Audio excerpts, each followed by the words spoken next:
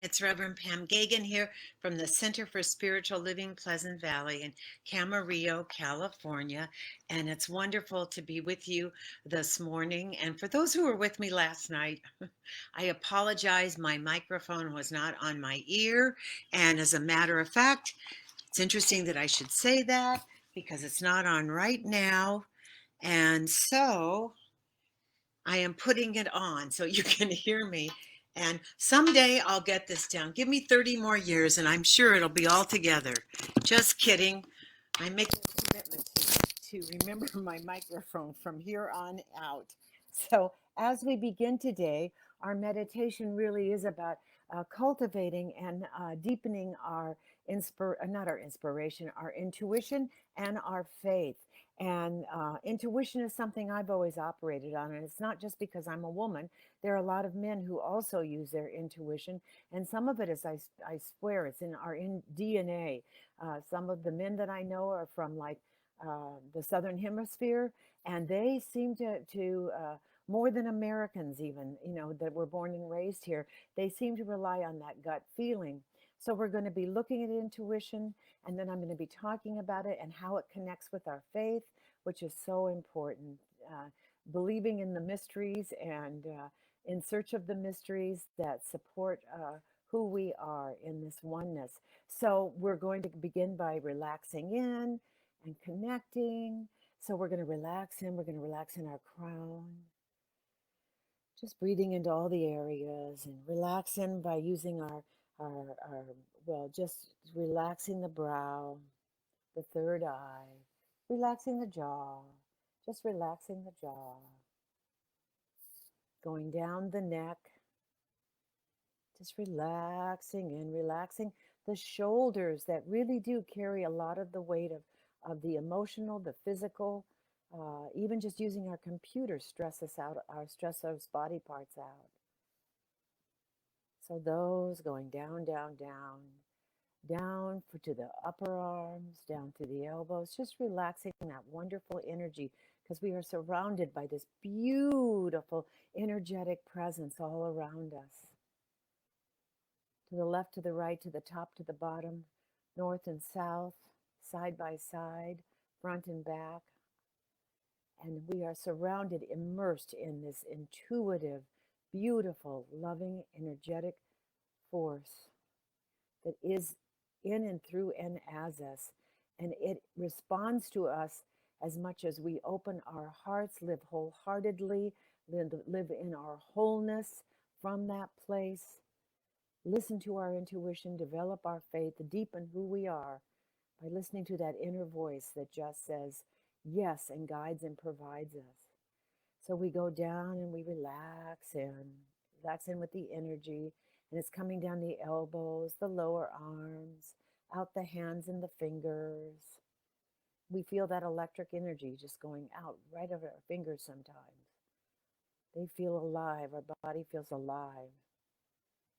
I feel like I'm talking about Halloween and Frankenstein. It's alive, it's alive. But we are alive. We are certainly not Frankensteins. We are our own unique expressions of the one. So then, as the energy comes back up the hands, the wrists, the lower arms, the upper arms, comes back up and wraps around, going from the vertebrae to vertebrae, and then wraps around our heart center. And we open that heart center and we see the lotus, at least I do, in the middle of it. And the deity can be there, just the beauty and the stillness and the quietness can be there. Then we take that energy and we take it down to our solar plexus and it wraps around our back again, relaxing vertebrae by vertebrae by vertebrae. And then going down and relaxing in, absolutely relaxing into our sacral chakra, beautiful shake with sacral chakra, going down vertebrae by vertebrae by vertebrae, wrapping around the front. And a lot of the feelings we have are from our solar plexus, our heart, our solar plexus, our stomach, our gut, as we call it, our sacral chakra, and then going down and grounding in our root chakra. And that energy just relaxing the hips and the legs and the knees and the calves, and the ankles, and the feet, and going down, down, down from the feet and connecting with that middle earth, that wonderful middle earth that grounds us.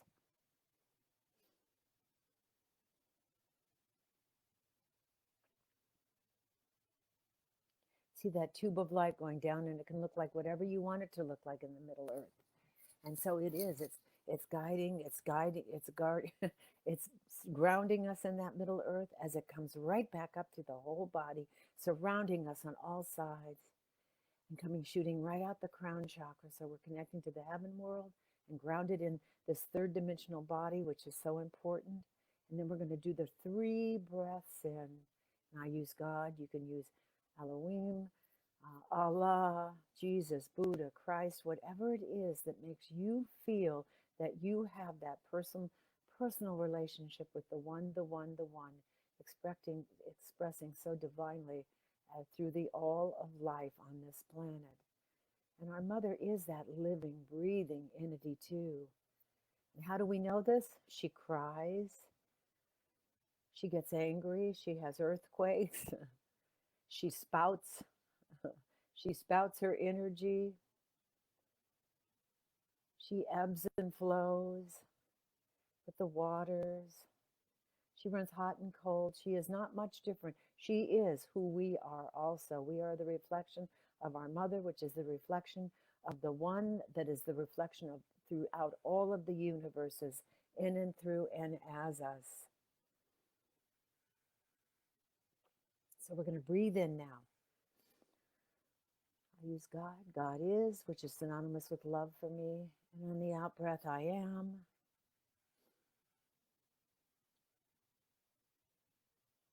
And then 2 more.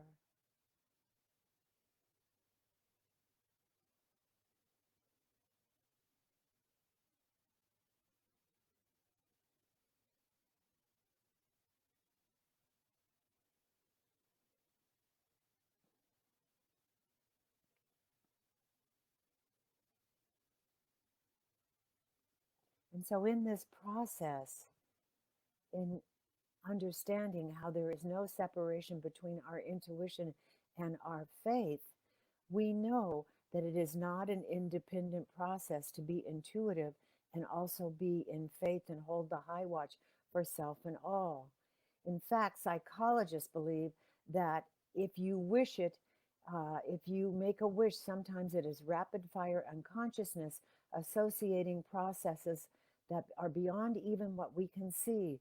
And it's like putting that mental puzzle together because the brain makes one decision in its thinking process, and the heart, which is also the thinking organ, along with the gut and the solar plexus and all of it, makes an observation, scans its files, matches it to something in our outer world, and then puts it together with a series of those matches.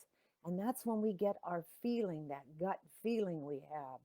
That's because of our observation and then tying it into that deepest part of us that knows that it knows that it knows. But what silences our intuitive voice is our need for certainty. I can understand something, know that I know that I know, and then that still small voice comes in and says, really? So we, rather than respecting our strong internal instinct, we fearfully look for assurances from others and from the outside world. We begin to question ourselves. Should I do what it is needed? What would the world do? What would you do? What if I regret it? All of those questions come up.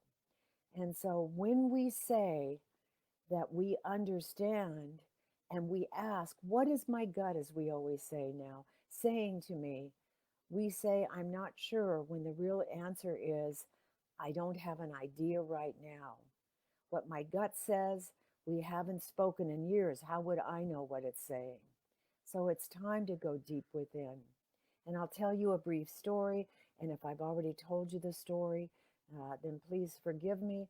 I have so many intuitive hits that when I followed them were the right and perfect things to do and led me to the right and perfect people and the right and perfect way of being and the right and perfect happiness in my life, because it's all tied together. There's no separations from your joy and your faith and your intuition and knowing. So the latest one is um, I have some land, and my daughter and son-in-law thought of building a house behind my house because I live in a very quiet, wonderful area. I love where I live, and so we had put that out and decided maybe we would do that. And right after she decided that's what she would like, she grew up without neighbors. I've always more or less lived without neighbors around me, and I do have neighbors, but we're not right next door to one another. So she wanted that freedom for her children to run around and not worry about streets and other things like that. So that was her desire, is to live on land similar to what she grew up with, because that's some of her fondest memories, which made me feel really good, by the way. Anyway, so we put that out there, and within a week, the woman next door is selling her house and so I said, "You're not going to believe this. The woman next door is selling her house. It's a beautiful house, and it's in her range as far as we know. There is a problem with the trust right now, and there's in court. But I didn't even know she was selling her house. Another neighbor told me. They said, "Do you realize Franny's moving?" And then from that, I asked Katie, "Would you be interested?" And she and my son-in-law Ian said yes. And in the process, she has to sell her own house for the down payment on this house. So what's happened is she says, "Oh, am I making the right decision?" She has a nice play. Her house is wonderful for her kids right now, but in a neighborhood where the houses are right next to one another. And she went within and listened to her gut, her intuition, and what she decided is they would sell her house, they would sell the house, put it up for sale, and even if the house next to me didn't open up, she knows what she wants now. Now, I think that this house eventually will open up, but what she wants, she was really made clear that she wanted more space and more land around her. So she has decided to follow her intuition, and I'm very proud of her. Put her house up for sale, and in the interim, if she needs to, they're going to live out of a trailer in my yard for a while until they find what they want. But I thought how interesting, the universe supported her desire to have land around her, and then the uncertainty of what'll I do if I sell my house.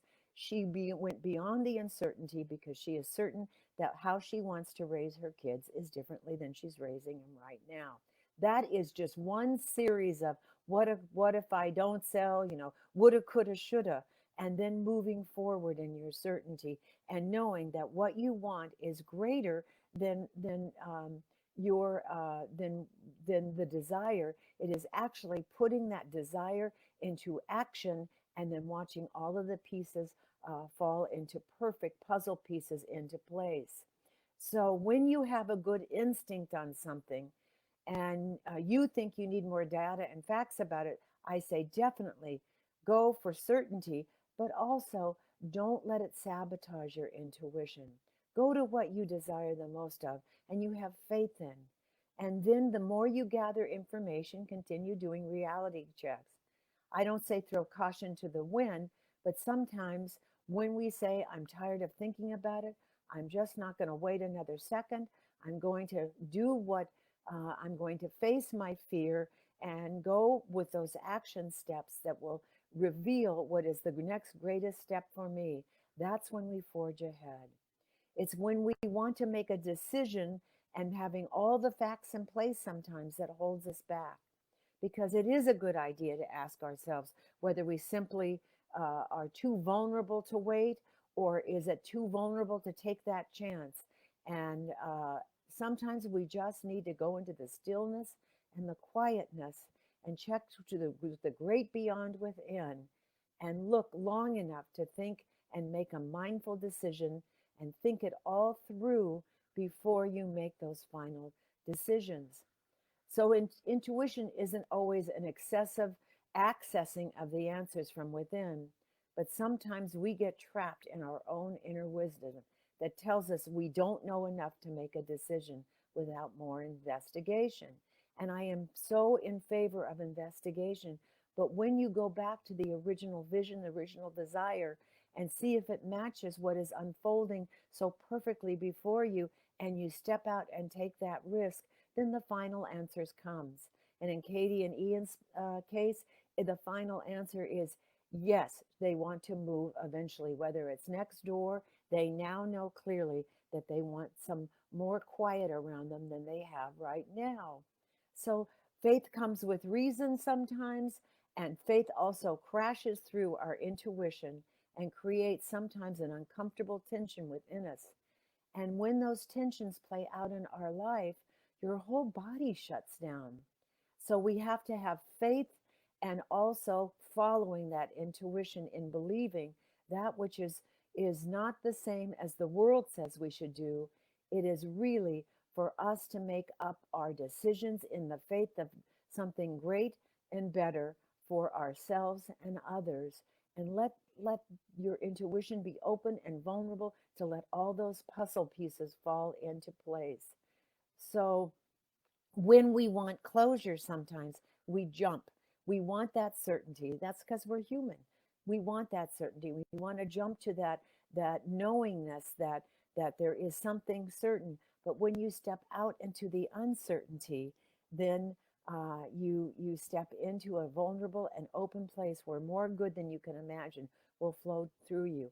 I think about our immigrants who came here on ships, starving all the way, came here for a better life, but they knew they had to come here to create that better life. And I'm talking about, coming to Ellis Island and other places too, where they wanted the promise of being independent thinkers and building a world that worked for everyone with equanimity and from their own creative source and their own creative faith, that what they were leaving behind was less than they wanted and desired, and what was ahead of them was something they were carving out in their faith and their promise of some giving themselves something greater and offering those generations, of which I am one of, something greater. And I found out, I was adopted, and I'm mainly British Isles and the Celts. And there's so much mystery in the Celts, and I think it's in our DNA sometimes. We love the mysteries, and we love searching down the mysteries, and we listen deeply to all of life that surrounds us. So, so I'm just inviting you to do that, to not only have the faith in something greater, but listen to that intuition. Because many forms of fundamentalism and extremes aren't about choosing certainty over the face of what we want. We love closure and resolution, but clarity of thinking of people of faith is strange. The word faith has come to mean the exact opposite. Faith is essential when we decide to live in love with our wholeheartedness, within our wholeness, in a world where most of us, what we want is assurances. And before we even risk being and engaging in our vulnerability and getting hurt, we say yes to the certainty, and and we cut short our greatest life desires. So living wholeheartedly in my life requires that I have the faith, and the faith and believing those faith of works that are happening in and through and all around me without seeing them all the time in concrete. So letting go of certainty is not only one of my greatest challenges, but I know it's one of the greatest challenges for all. You know, we gamble all the time. We gamble in the stock market. We gamble in lots of things all the time, and yet we think that something like a stock market sometimes is more concrete than knowing that whatever happens to us, we have the power and presence. We've always taken care of ourselves. We've always prospered. We've always created something greater. And so that we would now rely on outside sources instead of that inner faith and knowing that God is, I am, is a big part of following your intuition and knowing that the most important part of what I'm saying is that we are being spiritually awakened every time we open our hearts, we open our minds, We let go of sometimes the certainty of a small life as opposed to a life that will bring us more joy with clarity once we know what that higher vision is. Paulo Coelho in The Alchemist, in his famous book, The Alchemist, says, intuition is really a sudden immersion of the shoulder into the universal current of life. That is where the histories of all people are connected, and we are able to know everything because it's all written there. It's all written in those crash in those akashic records, and to say and to say it is say it and to say it is so is sometimes very very hard for us to let go and go. We know that we have been here in the soul of the one forever. And so when we trust that soul in our oneness, that is when we trust our faith and we trust our gut and our faith working together, saying, offer, tell, reveal to me that which I need to know beyond the certainty, beyond, tell me what my greatest desire is. It is beyond survival. It is about living from my whole heart in joy, in peace, in love, in compassion, in self compassion, in knowing that there is something greater than I am, and I am working all the time to ensure that that happens. So as we do that, we create that building block of knowing that we stand on sacred ground, and no matter what, God in and through and as us is telling us that our lives are unfolding. As our wonderful Betty Ann says, our lives are unfolding perfectly no matter what. So I close with some affirmations now as we settle in. And I also think of the serenity prayer, the classic, God grant me the serenity to know. I have to read it actually. I, I've never been to, I am not a, I don't go to the anonymous programs, but I think they are fabulous. And I think that they reveal to us so much more uh, of who we are, because it is, again, a process of letting go. And so it is.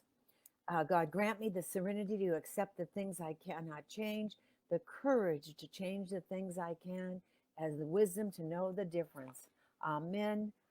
Um, amen. Thank you, God, whatever it is. And now I'll go into I think it kind of sums up everything. That's why I wanted to read it. So I now am going into affirmations to anchor us in this. And again, write down your desires. And then you say, well, I don't see the path of how this is going to happen. For some reason, all my life, I felt that my highest desires, not my lowest desires, one of my highest desires of improving myself and life around me and taking care of those I love and the planet, that they would, my intuition was a greater guide. And so listening to that still small voice inside has been a way that I have guided and provided myself a life that is extremely fulfilling in many, many ways, and has brought me a lot of happiness. And it is not about the material world out there. It is the joy that continues to build before COVID, during COVID, and will continue to build after COVID. So let me just do these affirmations now as we go on our ways. So, knowing that I am listening to that still, small, intuitive voice in my meditations, in my silence, and I am respecting my strong internal instinct. I look to the self inside, the God self inside, for assurances, not for the assurances outside, but for the assurance of that unique fingerprint of God which resides in me. And when I don't know what to do, I say, reveal to me that intuitive self, that connection with the source itself, reveal to me that which is needs to be revealed in this situation, for I am connected to those deep feelings of knowing.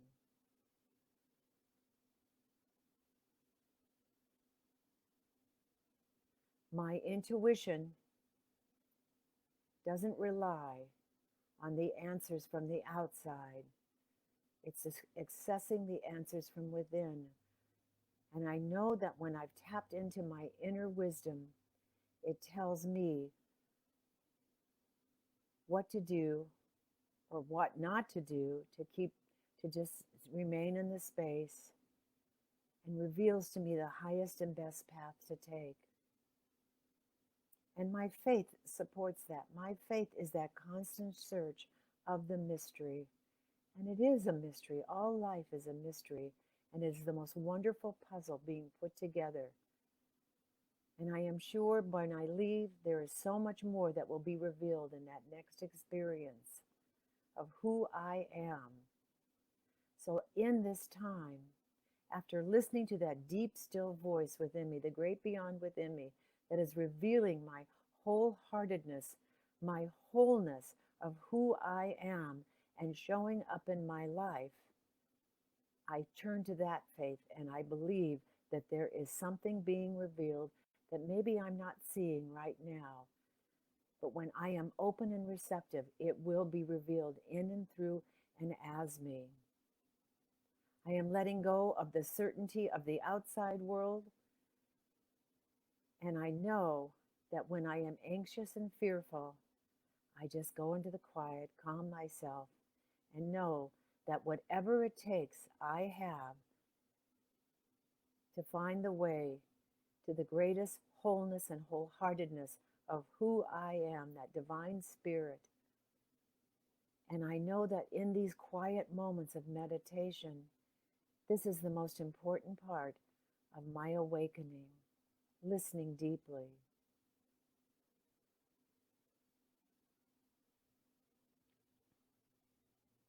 And so today, I listen deeply. I write down my highest desires. I do imaging. I cut out pictures and put them in my image book.